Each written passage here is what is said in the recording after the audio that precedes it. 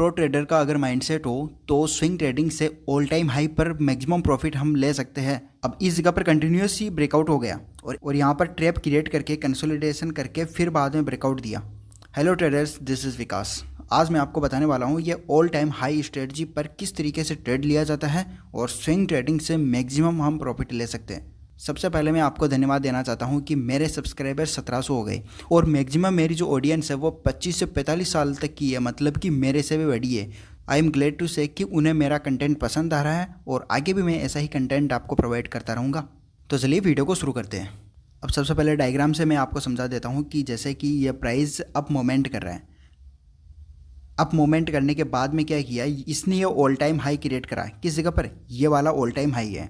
All time इसने ये down बनाया। अब डाउन क्या हो सकता है, इस जगह पर ये एक ईएमए भी हो सकता है। अब इस वाले ईएमए को हम आइडेंटिफाई करेंगे और ये सारी स्ट्रेटजी मैं आपको सेटअप में बताने वाला हूँ। यहाँ पर दो सिनेरियो बनेंगे। उसमें क्या है कि पहला सिनेरियो ये हो सकता है कि यहाँ पर क्या होता है कि स्मूथली ब्रेकआउट दे देगा। स्मूथली ब्रेकआउट दे देता है तो सबसे परफेक्ट ट्रेड होता है यहाँ पर रिटेस्ट ट्रेडिंग पर। रिटेस्ट ट्रेडिंग स्ट्रेटजी मैंने बनाई हुई है, वीडियो आप जाकर देख सकते हो और वीडियो को लाइक ज़रूर कर देना सर। सेकेंड सीनेरियो यहाँ पर क्या बनता है, इस जगह पर एक कैंडल बनेगी। कैंडल बनने के बाद में हाई टाइम फ्रेम पर हम देखेंगे कि इस जगह पर क्या करेगा, एक बेयरिश कैंडल बना देगा और ऊपर बड़ी सी विक बनेगी। इसका मतलब क्या हुआ, यहाँ पर सेलर्स की एंट्री हो चुकी है।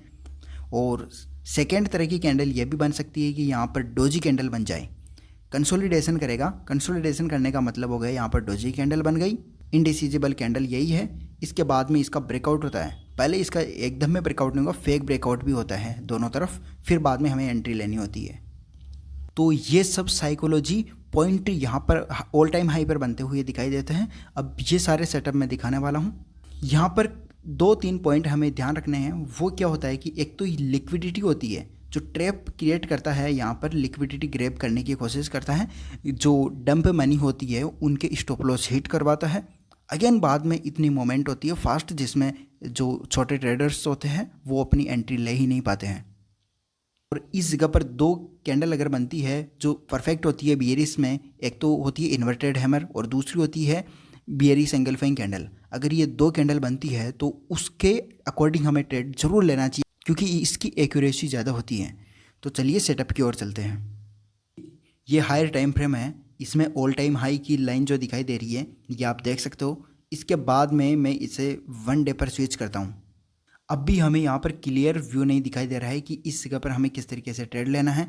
तो 1 आवर पर मैंने इस जगह पर 2 मूविंग एवरेज लगाए हैं ऑल टाइम हाई के बाद में, क्योंकि यही मूविंग एवरेज हमें सिनेरियो बताएंगे कि मार्केट किस ओर जाने वाला है। एक तो 50 ईएमए लगाया है, एक 200 ईएमए लगाया है। एक्सपोनेंशियल मूविंग एवरेज ही लगाना है, सिंपल मूविंग एवरेज नहीं लगाना है। अब इस जगह पर ऑल टाइम हाई है। ऑल टाइम हाई ये रहा। ऑल टाइम हाई पर क्या हुआ, प्राइस गई, टैप किया, बाद में वापस नीचे आ गई। इस जगह पर देख लिए एक बियरिश कैंडल बनी थी, दिखाई दे रही है आपको। ये वाली जो बियरिश कैंडल थी ये इंडिकेट कर रही है कि यहाँ से बियरिश आएगा। तो इस जगह पर एक छोटा सा ट्रेड बनता था। अब हमें इससे मतलब नहीं है, हमें मतलब है कि मार्केट का डायरेक्शन क्या होने वाला है इस वाले जोन से जो ऑल टाइम हाई है। अब क्या हुआ, हमें ये ध्यान रखना है कि 50 मूविंग एवरेज यहाँ पर टैप किया, ऊपर वापस गया, वापस यहाँ पर क्या हुआ, एम पैटर्न बनाया, डबल टॉप बनाया। डबल टॉप बनाने के बाद में यहाँ पर क्या हुआ है कि सर इस डबल टॉप का यहाँ पर ब्रेकआउट हुआ। ओके ठीक है, एक ये प्राइस एक्शन भी ये हो गया। प्राइस एक्शन होने के बाद में इस जगह पर देखिए ये इस ईएमए को यहाँ पर ब्रेकआउट देकर रिटेस्ट किया और वापस नीचे चला गया। तो 1 आवर पर हम इंट्राडे कुछ ले सकते हैं। अब हमें क्या करना है, हमें तो स्विंग ट्रेडिंग करनी है। तो स्विंग ट्रेडिंग में हम 4 आवर पर वापस आ जाते हैं। 4 आवर पर आने के बाद में इस जगह पर देखिए सर कि उसका जो ब्रेकआउट हुआ, ब्रेकआउट होने के बाद में 50 ईएमए तो ये 4 आवर में काम करता ही नहीं है। 50 ईएमए काम करेगा 15 मिनट और 1 आवर पर। और 4 आवर पर हमें ध्यान रखना है कि अगर 200 ईएमए पर अगर सपोर्ट लेता है तो वही सिनेरियो देता है, तो वो मार्केट की डायरेक्शन बताता है। इस जगह पर यहाँ पर सपोर्ट लिया, सपोर्ट लेने के बाद में इस जगह पर देखिए बुली सिंगल फिंग कैंडल बनी है। 3 कैंडल देखिए, बीच वाली डोजी है और एक जो अगली नेक्स्ट बनी है वो एक कितनी बुलिस बनी है। इस वजह से यहाँ पर हम बुलिस जाने की ट्राई करेंगे। वापस इसने क्या किया, नीचे स्विंग करा। इसकी 50% पर हमें ट्रेड लेना है और बूम देखिए यहाँ पर कितना गया है। तो 200 ईएमए एक गोल्डन ईएमए है। अब इस जगह पर 50 ईएमए क्या काम आता है, 50 ईएमए हमारे लिए स्टॉप लॉस ट्रेल करने के काम आता है। ये मैं बता रहा हूँ कि स्ट्रेटजी किस तरीके से है, ऑल टाइम हाई पर हमें ट्रेड करना है, EMA के अकॉर्डिंग किस तरीके से ट्रेड करना है। इस जगह पर देखिए जो ये मैंने मार्क कर रखा है, इस जगह पर ये एक 39,000 का ये साइकोलॉजी लेवल है। इस 39,000 के साइकोलॉजी लेवल को यहाँ पर ब्रेकआउट दिया और 50 EMA के यहाँ पर सपोर्ट लेके यहाँ से बुलिश रैली इसने दिखाई, कंटिन्यू करी। और हमें कभी भी पिन पॉइंट पर ट्रेड नहीं लेना है। वो क्यों नहीं लेना है? क्योंकि ये फेल हो सकता है। इस जगह पर हमें एक जोन की मार्क करना है और वो जोन इस तरीके से हो सकता है। इस जोन का अगर ब्रेकआउट होता है, रिटेस्ट लिया, इस जगह पर ट्रेड बना। अब हमें कोई लेना देना नहीं है, वापस हमें 1 वीक पर चले जाना है और 1 वीक पर हम जाने के बाद में ऑल टाइम हाई हमने यहाँ पर ड्रॉ किया।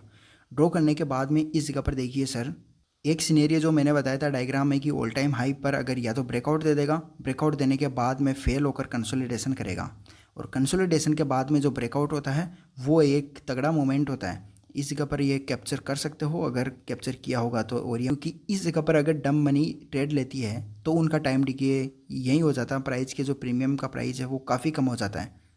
अब इस जगह पर EMA का सिनेरियो क्या कह रहा है, 1 आवर पर हम चलते हैं। अब आप ये बोलोगे कि यहाँ पर 200 EMA का भाई यहाँ पर ब्रेकडाउन हो गया तो मतलब बियरिश जाना चाहिए। बियरिश नहीं जाना चाहिए, क्योंकि सर मैंने कहा था कि एक टाइम फ्रैक्टल होता है जिसमें हमें बड़े टाइम फ्रेम पर देखना है कि मार्केट का सिनेरियो क्या हो। क्योंकि यहाँ पर कंसोलिडेशन कर रहा था तो मतलब साइडवेज मार्केट था, तो साइडवेज मार्केट होने के बाद में इस जगह पर देखिए ये एक सपोर्ट पर क्रिएट करा। सपोर्ट करने के बाद में अब इसका EMA का यहाँ पर ब्रेकआउट हुआ, पर ब्रेकआउट होने के बाद में सपोर्ट तो इस जगह पर ले रहा है। सपोर्ट लेने के बाद में ये ट्रेंड लाइन हम यहाँ पर ड्रॉ करते हैं प्राइस एक्शन के अकॉर्डिंग। तो लगता है कि हाँ भाई बुलिश हो चुकी है। बुलिश होने के बाद में क्या हुआ, हर जगह से ब्रेकआउट हुआ, इस जगह से ब्रेकआउट हुआ, ये वापस इसने रिटेस्ट किया इस जगह पर और बूम यहीं से वापस चला गया। इस जगह से रैली तो कितनी गई है देख ही सकते हो। ये हमने ड्रॉ किया था पहले ही ऑल टाइम हाई पर ड्रॉ करने के बाद में इस जगह पर ऑल टाइम हाई क्रिएट करा। क्रिएट करने के बाद में टैप किया, वापस इसने इस जगह पर रेजिस्टेंस लिया, वापस नीचे आ गई। 200 EMA का एग्जाम्पल यहाँ पर देख सकते हो, प्रूफ कि प्राइस क्या कर रही है। हमें चलना है 50 मूविंग एवरेज के साथ साथ, और 200 EMA क्या करता है, ये हमें ऑल ओवर डायरेक्शन बताता है। 50 EMA का यहाँ पर ब्रेकआउट हुआ, ब्रेकआउट होने के बाद में 200 EMA इसने सेव कर दिया और स्टॉप लॉस होता है 200 के ऊपर और नीचे यहाँ से चली गई वापस प्राइस। और एक सिनेरियो ये बनता है कि ये जो ऑल टाइम हाई है इस पर प्राइस इतनी चली जाती है कि यहाँ पर ट्रेड लेने का मौका ही नहीं मिलता है। पर जैसा कि मैंने कहा था कि एक पिन पॉइंट हमें नहीं रखना है, हमें एक जोन मार्क करना है। ये वाला एक जोन था, इस जोन पर अगर हम ट्रेड लेते हैं तो ये एक ट्रेड लिया जा सकता था। एक और मैं आपको साइकोलॉजी बताता हूँ, ये देख लीजिए यहाँ पर ये ऑल टाइम हाई है। ओके, ऑल टाइम हाई होने के बाद में यहाँ से हमें ट्रेड नहीं मिला, इस जगह पर ट्रेड में नहीं मिला तो कोई बात नहीं, फिर बाद में क्या करेंगे, इस जगह पर ट्रेड लेने की कोशिश करेंगे। ब्रेकआउट हुआ, वापस टैप हुआ, वापस ब्रेकआउट हो रहा है। ब्रेकआउट होने के बाद में सर इस जगह पर सिनेरियो प्राइस एक्शन क्या कर रही है, प्राइस एक्शन ये कर रही है कि इस जगह पर वापस प्राइस आ रही है, इस वाले जो लोअर लो है इसको यहाँ पर ब्रेकआउट कर ही नहीं पा रही है, ट्रैप कर रही है। 200 EMA का यहाँ पर सपोर्ट बना रही है, 3 जगह पर सपोर्ट बनाई तो मतलब यहाँ से प्राइस ऊपर जाने वाली है। तो इसी 200 EMA पर हमें ट्रेड लेना है। ट्रैप किस तरीके से होता है, ये ऑल टाइम हाई था, ऑल टाइम हाई के बाद में इस जगह पर ट्रैप हुआ। इसे ही हम बिग टाइम फ्रेम पर देखते हैं, इसी ऑल टाइम हाई को हम देखते हैं 1 वीक पर। यह है रिलायंस का चार्ट, 1 वीक पर देखते हैं तो इस जगह बियरिश कैंडल बनती है। तो सिनेरियो तो ये है कि यहाँ पर बियरिश की एंट्री हो चुकी है, वापस इसने इस जगह टैप किया, मतलब रिटेस्ट लिया। रिटेस्ट होने के बाद में ये अच्छी स्ट्रेटजी बनती है और यहाँ से डाउनफॉल गया। डाउनफॉल जाने के बाद में अपना EMA क्या कहता है, EMA ये कहता है कि 200 EMA के नीचे अगर जाती है तो मतलब कि बियरिश कंटिन्यू हो चुका है, पर यहाँ पर बियरिश हुआ नहीं। इस जगह पर कंसोलिडेशन किया, वापस 50 मूविंग एवरेज को यहाँ पर ब्रेकआउट दिया और कंटिन्यू रैली अभी भी जारी है। जो रिटेलर होंगे इस जगह पर ट्रेड लेने की ब्रेकआउट पर कोशिश करेंगे, बल्कि जो स्मूथली गई है प्राइस इस जगह पर गई है, स्मार्ट मनी एंटर करती है यहाँ से स्मार्ट मनी एंटर करती है और बड़ा मूव कैप्चर करती है। मैंने ICT और स्मार्ट मनी कंसेप्ट्स पर वीडियो बनाए हैं और उनकी प्लेलिस्ट आपको मिल जाएगी और वीडियो का लिंक आपको मिल जाएंगे, उन्हें भी ज़रूर देखिएगा, काफ़ी अच्छा लगेगा और ट्रेडिंग स्टाइल में आप उसे एडोप्ट करना। आई होप आपको वीडियो अच्छी लगी होगी, तो एक कमेंट प्यारा सा ज़रूर कर देना और चैनल को सब्सक्राइब और वीडियो को लाइक ज़रूर कर देना। Thank you.